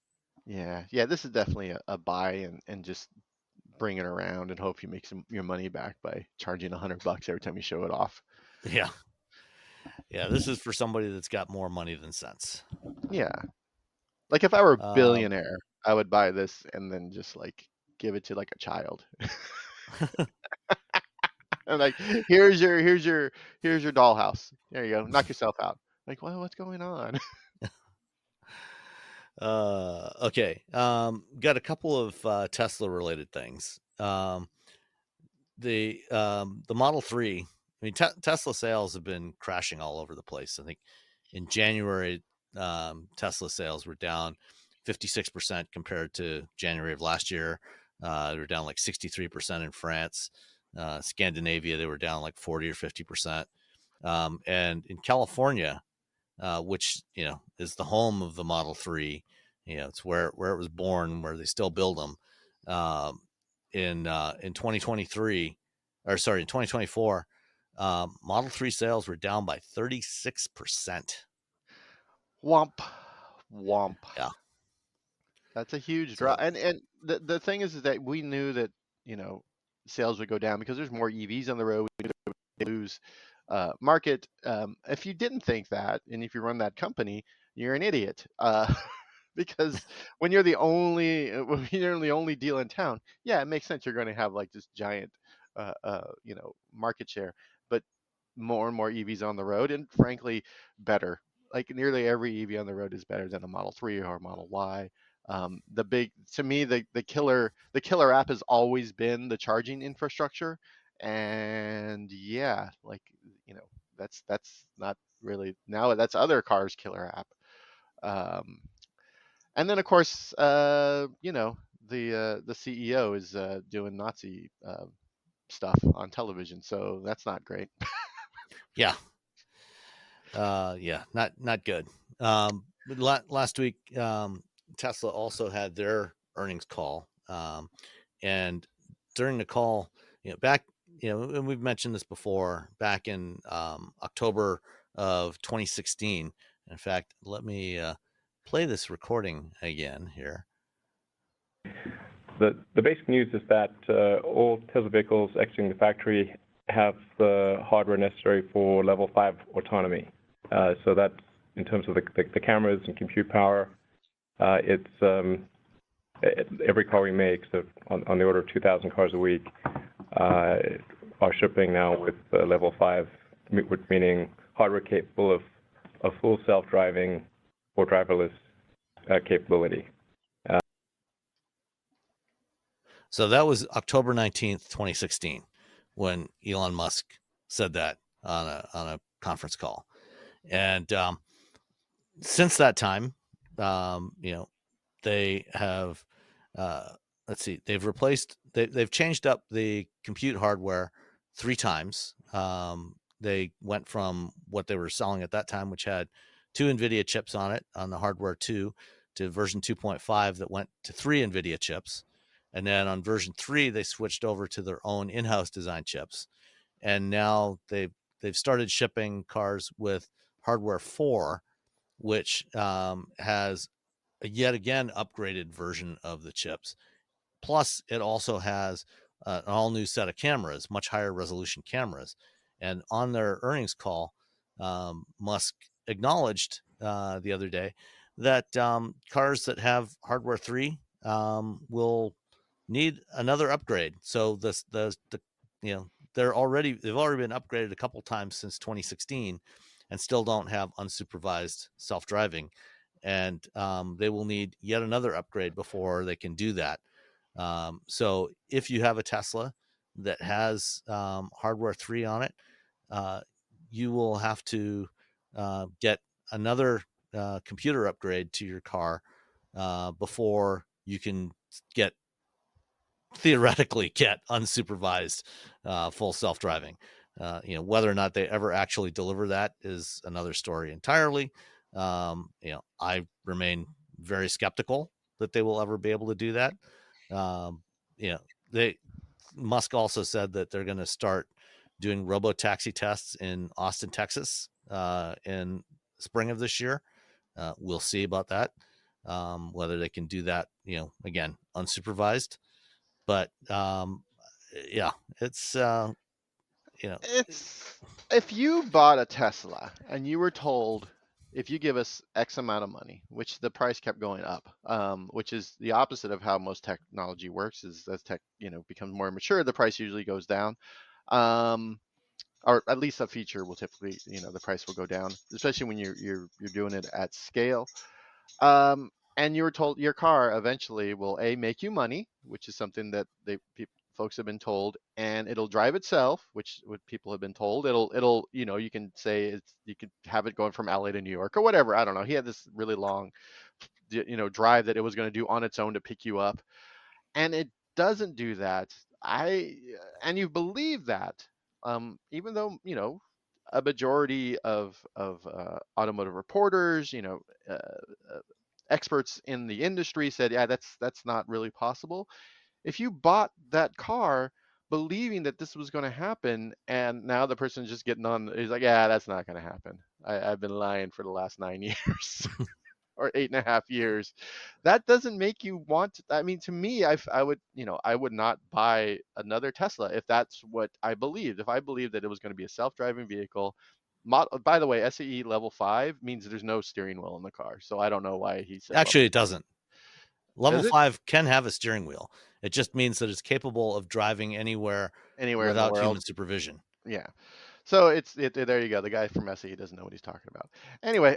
But yeah, so level 5, the idea that it was going to do all these things, and again, I've been covering, before I was an automotive reporter, I was a tech reporter, which means I see a lot of people saying, lying a lot. I mean, Facebook is oh my God, don't even get me started when I have to cover Facebook back in the day. But this is just like over the top, and it's propped up stock prices, but the reality is that you've been bamboozled. You should feel like you've been bamboozled, and if you feel like you've been bamboozled by an automaker, I know people who won't buy Volkswagens because of Dieselgate. That would be us. I mean, we had a diesel Volkswagen, and we've decided we won't buy another one. Yeah, and so if you feel like you've been bamboozled, boom, you've just lost you've lost a future customer, because they're going to sell the car that you sold them at some point in their life, and they're going to see, oh, you know what? Maybe I should look at a Ford. Maybe I should look at a Hyundai. Maybe I should look at a Toyota. Maybe I should look at a Honda. Maybe because those automakers aren't telling you essentially lies. It wasn't, yeah, At and least so not as blatant. yeah, yeah. I mean, yeah, they are gonna, every it's if to it's I would be a I mean, fool to believe that the everything that lawyers at most automaker other tells me is, yeah. The lawyers the are much lawyers at better. most other automakers, have a little more say in what gets published, and so Yeah, they tend to restrain executives from saying things that are outright lies most of the yeah. time. They could potentially get them sued, especially in other countries. If you talk, German automakers can be very paranoid about what they say and what they do. Um, it's a, yeah, no, it's I don't know, man. It was just I just kept telling people, I'm like, this isn't I when Tesla did have cars that they would give to the press, I would get them all the time because the PR people liked me because I would consistently say in my articles and in my videos, these are not self-driving cars. You need to keep your eyes on the road. You need to keep your hands on the wheel. And they're like, oh, thank you so much. The Thank truth. you. We really appreciate that you do this. And I'm like, yeah, yeah, it's no problem. And I would still get emails and I would still get like Twitter DMs and I would still get, tweets at me or whatever that I was a big fat liar. Teslas drive Mhm. themselves. You don't know what you're talking about. I'm like, I'm literally getting this information from the company. Well, from everybody at the company except the guy at the top. But Right. Except Yeah, yeah. It was. I felt like for a lot of PR at Tesla for years, when they had PR, it was just running interference and trying to like craft words around dealing with whatever insane thing that Elon would tweet on Sunday night. Sunday night he would tweet something weird. I would immediately reach out to the PR team, and their first reaction would always be, "This is the first I've heard of this. Can you give me a few hours?" And I'm just like, yeah, yeah, I understand. I understand. So yeah. So yeah, this all right. wrong about self-driving. So What? So if you have a Tesla and you paid for self-driving, so this hardware upgrade, this computer upgrade is not going to everybody. It's only going to those who have actually paid in full upfront for full self-driving. So I think if you have a subscription, you will not be able to get the upgrade. But if you paid anywhere from $7,000 to $15,000, depending on when you bought it for FSD, you will eventually, because they have to actually redesign it to fit in the latest car in the older cars, because the new hardware for computer will not actually fit in the old cars, and they have to redesign it to fit in there. And even then, because the cameras are different, it still won't have the same level of performance as the latest cars. But like I said, if you paid for it, at some point you will theoretically be able to get a computer upgrade. You can pay more money for the thing that you were told you were going to get years ago. you already It's paid money for. Yeah, well, it's not clear if they're going to charge customers for that upgrade if they already paid for it. Well, I mean, they paid a lot. We'll Yeah, see. Because it's yeah. Yeah, they all did. that. It's like recalls are very expensive. They're very expensive for automakers because they have to pay for all, they have to pay for the service centers, they have to pay for whatever the hardware is. The service center still has to make money. Mhm. Your local dealership, they're not doing this for free. They're getting paid by whatever company is paying, whatever company has issued the recall. Um, and so now for, even though, Tesla has its own service centers that they own, they still have to pay all those people. Mm-hmm. They still have to pay for Yeah. And all well, that and I mean hardware. that's one of the reasons why dealers aren't crazy about the idea of over-the-air software updates for recalls, because they don't necessarily get paid for that. Yeah. Right. Yeah. There's still stuff again. I had to take my Ioniq 5 in to change some piece of like for the charging hardware. They swapped it out. Took like 30 minutes or something goofy. But it was like a 2-hour job. So in an hour and a half, they called me, "Your car's ready." So they got money for that. But yeah, everything else is just like, here we go. Here's an update. All right. One last story. Nicole, did you go to Chicago this week? I did not go to Chicago this week. No, I did not. That makes it all of us that didn't go. There was not enough happening in Chicago to warrant kind of town. Maybe if Subaru had told us that they were going to introduce a new Forester hybrid, that would have been something worthwhile. That would have been, yeah. Mm-hmm. I think most of the people who were there, though, I saw were all from either Chicago or from Detroit, because that's an easy haul. Well, and most of the Detroit people didn't go either, because this year there was no journalist train going there. Yeah. And that's why a lot of people weren't. Nissan used to host a huge amount of media. Yeah. And I'm super shocked Nissan did not have in the budget to host all of us, which is, I'm not so shocked. It did. But it did make it so that we could all attend, and it made it a little bit, from a media perspective, a better show. From a consumer's perspective, it's just as good a show as it always was. Yeah. And in fact, probably better this year, because Stellantis was back. They skipped it last year. That's true. Yeah, they were back. So a good show if you're a consumer and you want to go have at it. There's plenty for you to see. Yeah. But the only new product announced, I mean, not counting the Jeep Wagoneer S Limited for model year 2025, which is $5,000 cheaper now. Mm-hmm. But the Forester hybrid, they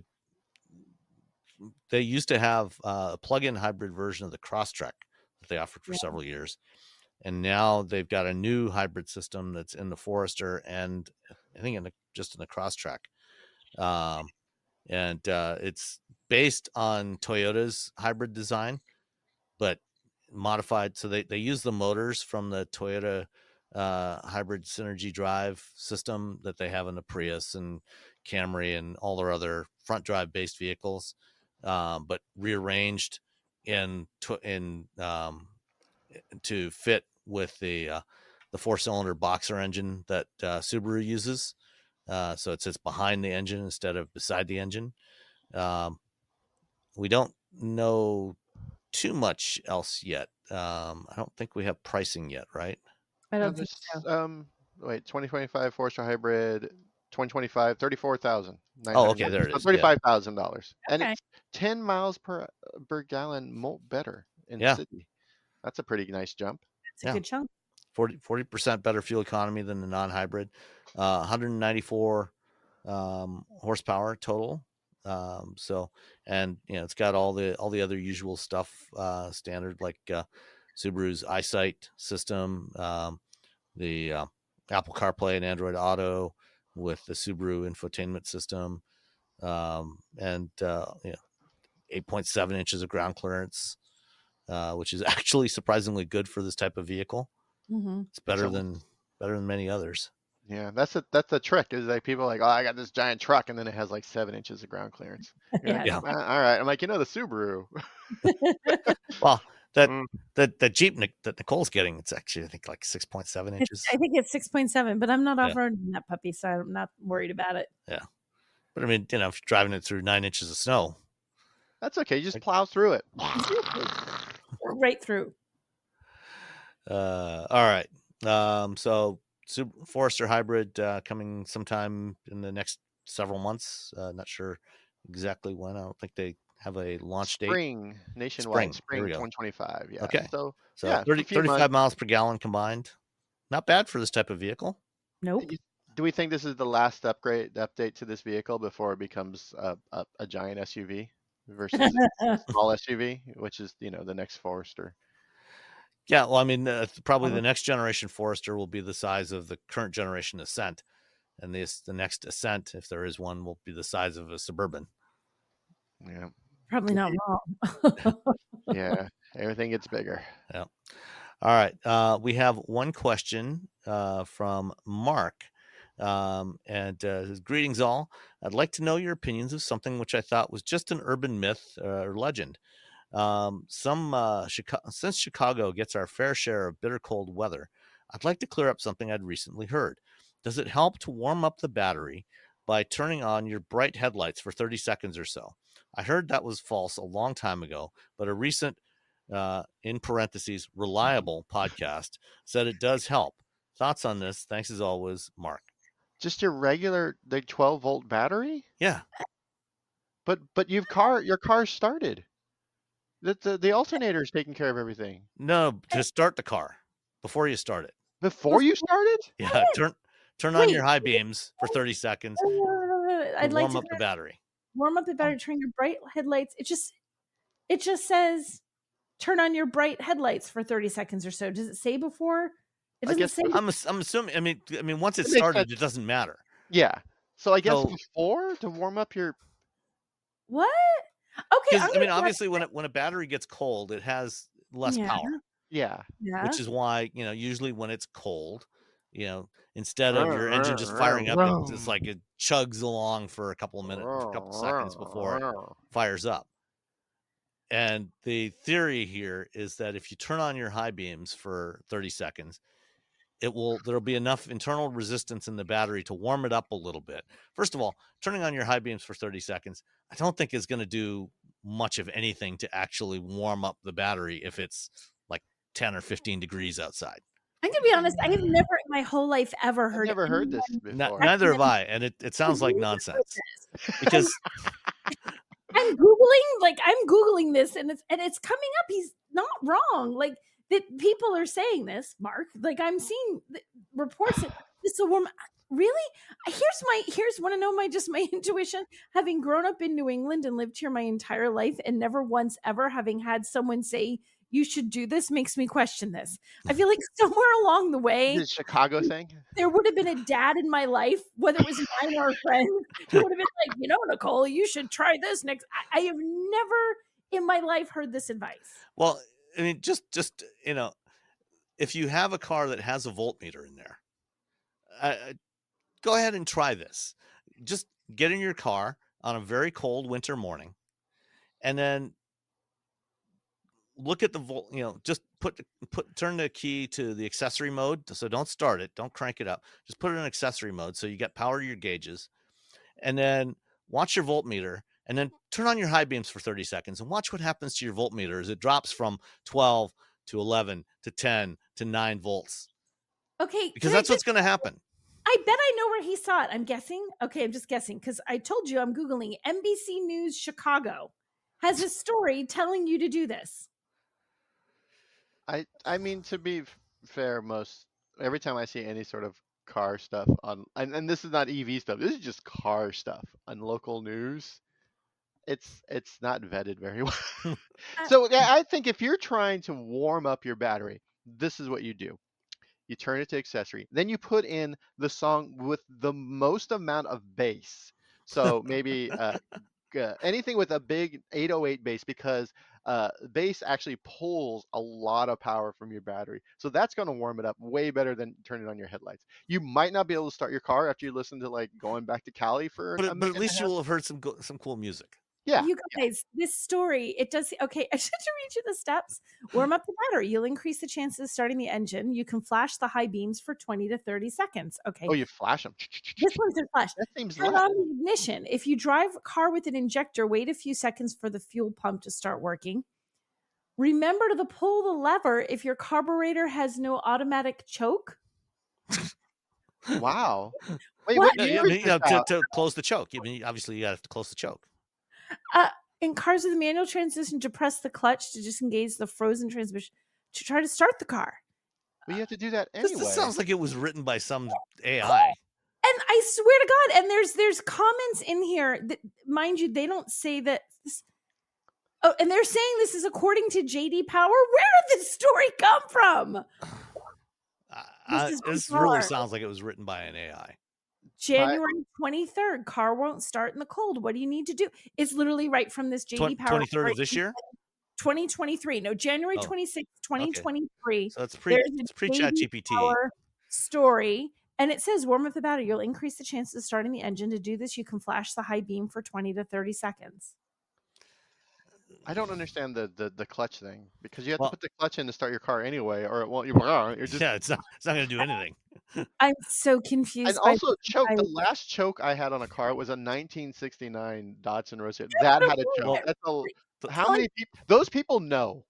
Those guys know. The last car I drove with a choke was a 1999 Renault 19 in England. Really? Yeah. Wow. Okay, so if you're it was a rental car. Is that I had landed in I was going to the Myra test track, and this was in 93. Yeah, 93. Landed in Birmingham. Went to the got a rental car. Went to the garage. Got in the car. Turned the key. Nothing happened. Or it wouldn't start. It cranked, but it wouldn't start. Mm-hmm. And I tried it a couple times, and it would not start. Why the hell is this not starting? I'm looking around, and I looked under the dash, and obviously this is a right-hand drive car in England. And I looked under the dash, and I saw the little knob there with the choke symbol on it. I said, "Oh man." 1993, a brand new car with a manual choke. I mean, by 1993, there wasn't even a car sold in the U.S. with a carburetor on it. Yeah, so I pulled the choke lever out, pulled the choke knob out, closed the choke, turned the key, fired right up. Yeah. I just put the link, by the way, to this article in our little private chat there, guys. So you have it. So you know that I'm not insane. Pull the lever if your carburetor has no automatic choke. Oh, I just am stunned. Wow. When did they first come up with this story? Wait, the starter should be turned on no longer. Yeah, I needed you both to see what I'm reading. Well, I'll tell you what, Mark. If there's a cold morning in Chicago, and it is still February, so chances are pretty good that there will be one by the time you hear this. First of all, get a jumper battery, or have somebody close by, with another car and a set of jumper cables, so that when you drain your battery, you will still be able to start your car. But go out and try this and let us know what happens. And we're not putting you a new battery if it ruins your battery. Yeah, so it looks like it was an NBC News 5 Chicago story, but they pulled their stuff from this 2-year-old JD Power story. Who is Dustin Hawley? I'm looking up now. There we go. We're Googling the heck out of the story now. We got a lot of questions about. We have so many questions. Yeah. What? Like I said, Mark, I'm almost certain that if you do this, if you turn on your high beams, or play some bass heavy music for 30 seconds, you're more likely to pull your battery down to the point where it won't even crank the car than you are to warm it up enough that it will start your engine better. It's such a weird. But please, like I said, be prepared. Have a set of jumper cables and an extra car or something, or a jumper battery handy, and go out and try this and let us know what happens. Find 2 days where the temperature is about the same, and one day when it's like negative 20. One day just try to start your car, and then next time it's negative 20, do this thing, and tell us what happens. And remember, if you're driving a manual transmission, put the clutch in. Yeah. And don't forget to pull your choke lever. Don't forget to close the choke. Because the transmission is frozen, apparently. Yeah. Yeah, I know. It's a frozen transmission, and I'm very confused about the. Mark has opened up a whole can of worms here. Oh, we're going down a rabbit hole for the next hour, even after we finish recording. We're just like, what? Why? Why? I know it works at JD Power. That's my next thing. Let's see. Who owns JD Power these days? Who do we know? Is it owned by S&P? It's a shopping guide piece. So those are, to be honest, shopping guide pieces. They pay those folks not very much money, and they're usually people who are very new or haven't really been in the industry for very long. So yeah. Oh, so JD Power is now owned by a private equity firm. Oh, well, that's a shame. Yeah. I feel like I know someone that works at JD Power, though. I'm determined to figure it out. Who is it? I'm gonna call him. What is up with this story? I'll look in my APA directory. I just found it. I'm not throwing him under the bus. I found him. I'm messaging him. Okay. You found Dustin Hawley? No, I found somebody I know who works at JD Power, and I'm gonna be like, dude, what's this? Yeah. Can I get some background? Yeah. All right. Well, on that note, thank you all for listening. Yeah, you broke our brains, Mark. Thanks. And please, Mark, let us know what you find when you go try this. Oh, I hear this a lot on other podcasts. If you like us, you're supposed to give us 5 stars on Apple Podcast. Oh, I yes. always forget at the end of every Or- podcast. I'm like, I think people say that on or on every Amazon podcast. or on Spotify or Yeah, Pocket Casts, wherever you listen Any to of the us. sources. Apparently it helps. I don't know if it does, but I don't know, just go over there and just hit 5 stars. Even if you don't like us, just do it. Yeah. I mean, what does it hurt? What's it going to If you hurt to don't give us like us, 5 stars? you can just send me an email. It's fine. Yeah. I don't care. You're not going to hurt my feelings. I'm dead inside. Because I haven't turned the bright lights on for 20 seconds every morning when I wake up. 30 seconds. Oh, See, 30 that's seconds. why you were doing it for only 20 seconds instead of 30 seconds. If you did it for 30 seconds, you wouldn't be dead inside. Yeah. That's all so, we need. again, it's so, okay. All right. Bye, everyone.